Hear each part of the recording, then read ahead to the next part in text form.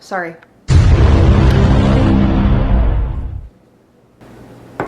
Sellswords is a really cute little light two-player game.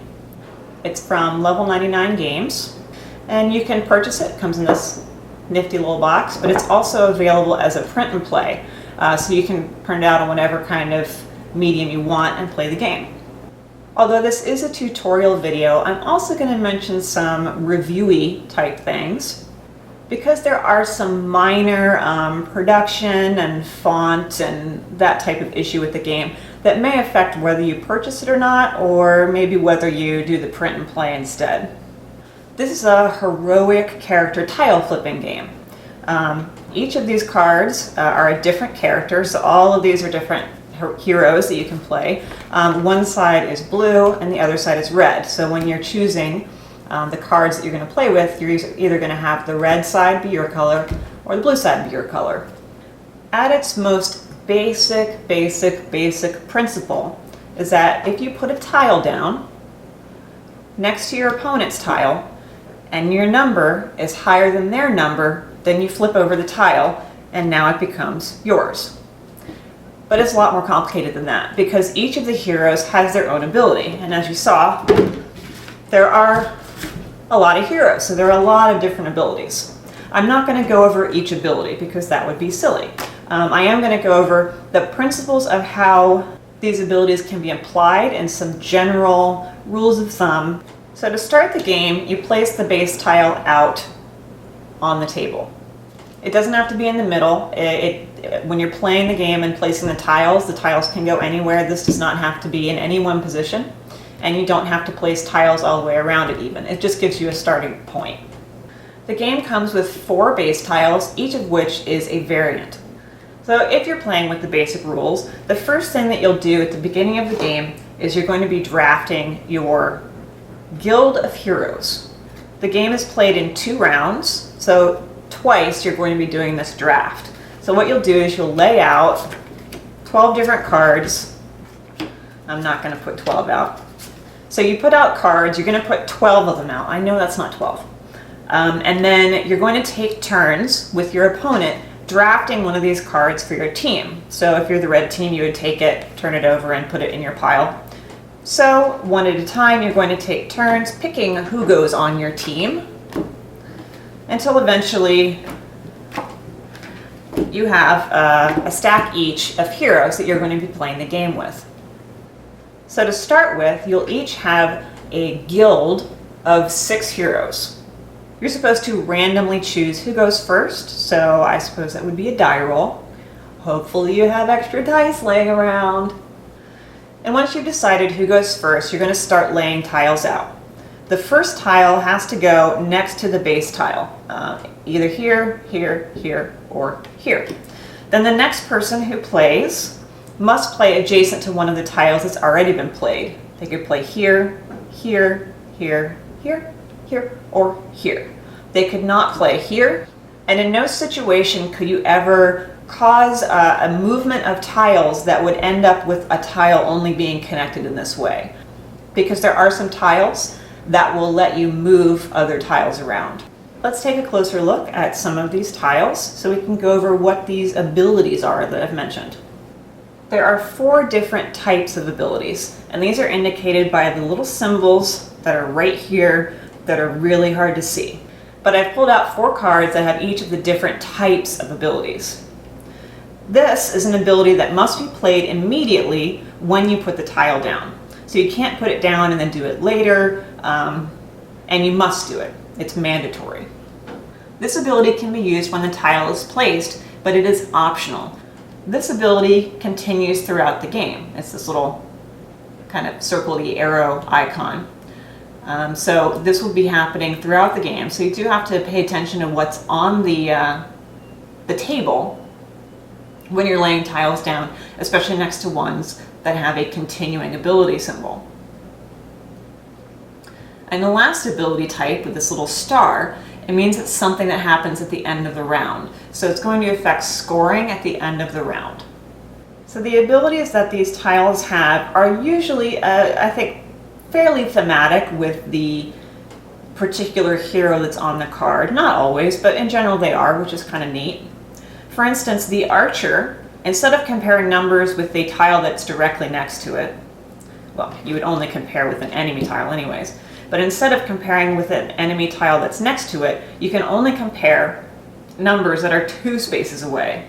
So you would have to be comparing to this one, or say this one. You would not be comparing to the ones that are next to it. Rokyuk's ability is to compare numbers with the first 2 tiles in any one direction. So instead of just comparing to this one or just comparing to this one, he would take his number and compare it to both of these tiles, and then if he had the higher number, he would get to flip both of those, unless they had some ability that prevented that. Bane Veer is one of the ones with a continuing ability.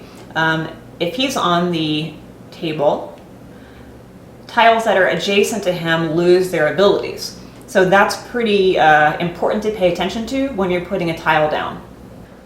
So this would apply for any tile that has a continuing ability that's next to him, or if you place a tile next to him, it immediately would take away whatever abilities that you were putting down.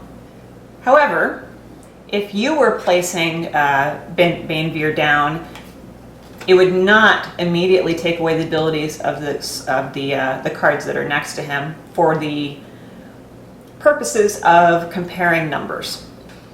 The merchant has a star, so it means he's used for end of round scoring. You would get +1 point for each adjacent enemy tile at the end of the round, and that'll apply both the end of the first round and the end of the second round for whoever has him, either the blue team or the red team. Each of these abilities has its own name, which I also like, but it's not on the cards, which I don't like.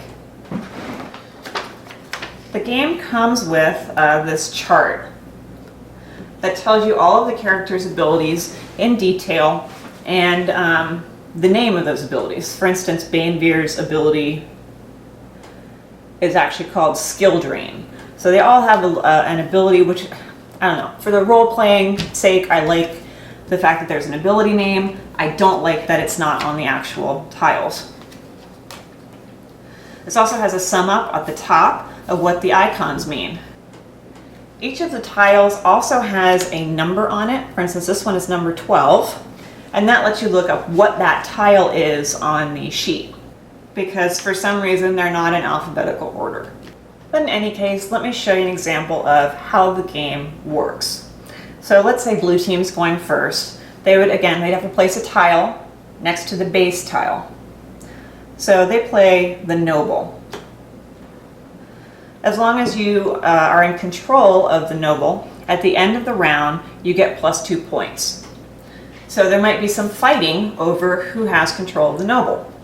So now let's say it's red team's turn, and red team places this tile. This is the priest. The priest has a continuous ability. This tile cannot be affected by any ability. So any tiles that are placed next to him or that would affect him they don't affect him. But when you compare numbers, here is a 2 and this is a 1, so this tile would flip. Unless you're playing one of the variants, there will never be a chain reaction flip. Because you can imagine how complicated it might be if you're like, okay, this one flips, so then this one flips, and this one flips. That doesn't happen unless you're playing a variant, because it does make the game a lot more confusing, and it can lead to some analysis paralysis because you have to think about how your move is going to affect all of the tiles that are laid out. So now the blue team is going to play the paladin. And for his ability, all numbers on adjacent tiles are increased by 1. And that is going to affect both colors. So in this instance, he is a 3, and although the noble would have a 1, because his ability is to increase the tiles by 1, the noble actually has a 2. But he still gets to flip it because 3 is greater than 2. And you'll notice that I have played this in a different direction. They don't all have to be facing the same way because you want to make certain numbers line up in certain ways, of course. So the red team gets a chance to go again, and this time they play the Valkyrie. The Valkyrie's ability is at the end of the round, and adjacent tiles of any color will give +1 point to the person who controls it. Now again, we have the paladin. He increases numbers on all adjacent tiles by 1, which means that this tile is actually increased to 3. So 3 would be greater than 2, and this tile gets flipped. And you're going to flip them that way because it's always going to be the same numbers. If you try and flip it this way, that's not going to work. So make sure that you always flip them so that they're oriented the same way as they were placed. So I'm going to place some more tiles, and then I'm going to show you how scoring works at the end of the round. Now we have reached the end of the round. Both blue and red have each played 6 tiles. The numbers have been compared, they've been flipped, you've had special abilities come into play, and this is what it looks like at the end of the round. The largest that the tile field can be is a 5 by 5 square. So when we do the second round, all the tiles will have to fit within a 5 by 5 space. And that will be defined by the widest and the tallest points. For instance here, although this row is only 4 tiles wide, you would not be able to place a tile over here because the base tile is here. And that would actually make it 1, 2, 3, 4, 5, 6 wide. So you have to take that into consideration when you are placing your tiles. And here's how scoring works. You're going to look at each row individually and each column individually. And you'll be scoring based on how many of your color are in that row or column. In this first row, blue has 2 cards in the row, and that will give them 1 point. In this row, we've got 3 blue tiles and 1 red. 3 blue tiles gives you 2 points, and 1 red would be 0 points. So far we got 3 points for blue, 0 for red. Here no one is going to score any points because 1 tile and 2 tile are each 0 point scorers. And then down at the bottom, red is going to get 2 points for having 1, 2, 3 in this row. Then you're going to score by columns. Here there's no points. Here blue would get 2 more points for having 3 tiles. Red gets none. Here no one gets points. And over here, these 3 red tiles would get them 2 points. Then you would also look at any of the cards that have a star on them because that means that they're end of round scoring. The noble would give 2 points to the controller, in this case red, so red would get 2 more points. And the Valkyrie gets an additional point for each adjacent tile at the end of the round. It doesn't matter what color they are. In this case, they happen to be the same color. So he would get 1, 2, 3 points for having 3 adjacent tiles. So once you finish scoring for the first round, then you lay out 12 more tiles for the players to draft from. So they create another guild of 6 players each, and then the game continues. And like I say, it's got to be played in a 5 by 5 square. So you're more limited in the second round as to where you can put your tiles. You can't go any farther than here, and you can only go 1 farther this way or this way to make sure it stays in a 5 by 5 square. It does mean that this game can be played on a fairly small table because it's just a small box, it's easy to transport, and you can play it pretty much anywhere. At the end of the second round, when you have your 5 by 5 square and everything's been played, you then score the same way, where you score by row and by column, and then adding your star cards. And whoever has the most points at the end of round 1 plus round 2 is the winner of the game. The point chart is 0 tiles in a row or column, 0 points. 1 card, 0 points. 2 cards is 1 point. 3 cards is 2 points. 4 cards is 4 points. And 5 cards is 7 points. So if you can ever get 5 cards of your color in 1 row or column, you'd be scoring 7 points, which is quite a lot in this game. But it's one of the things you have to think about when you're placing tiles, that it's not just about flipping the tiles over next to you. It's also trying to figure out how you can flip tiles so that you have as many in a row or a column of your color as you can, because that's how it's scored. If you have a cluster of your color, you're not actually going to score as many points as if you had, like I say, a long row or a long column. And I would say that's it, that's the game. But like I say, it's more complicated than that because of all of the special abilities that each of the heroes has. Which, like I say, it's nice that it is pretty clearly laid out. There are a couple that are not as clear as others. And you will be referring to this pretty often throughout the game. I'm glad that they didn't make it into a book, just because then you'd be flipping constantly, and since it's not in alphabetical order, you'd be looking for numbers. So it's actually easier to do this. I don't, for travel, I don't know if this is easier. If you're trying to play this like, at an airport or something, this is a little unwieldy. But the descriptions of the abilities are on the cards. So you don't have to refer to this unless you have a specific question. There's also an explanation of what each of the variants does. Like I said, in the base game that you would play with Asgard as your base game terrain tile. It doesn't have any special abilities, doesn't add anything to the game. You could play with Ragnarok, which at the end of round 1, each player removes 3 tiles from the board. So that's a big difference, and it definitely changes the way the rest of the game will be played. And that works by alternating, blue player takes 1, then red player takes 1. Blue player takes 1, red player takes 1. Until each person has removed 3. So at the end of the second round, you're not going to have a complete 5x5 square. Yggdrasil is a neat one because it adds some randomness to the game. Instead of drafting a guild, you have the stack of cards, or the stack of tiles. They'll be shuffled, and then you draw the top 2, and you choose one of those 2 tiles to use for your turn, and the other one gets put to the side.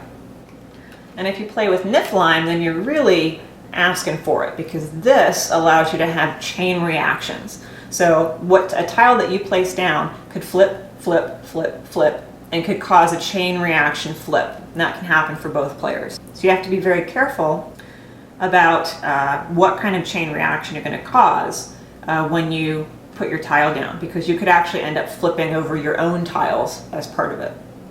So a couple of things that I will note in case maybe there are things that would bother you. They wouldn't bother me enough to not purchase the game, but it's the type of thing that I would hope either gets addressed in the next printing, or maybe is available in a different kind of issue, or it's something that you can address when you if you do a print and play.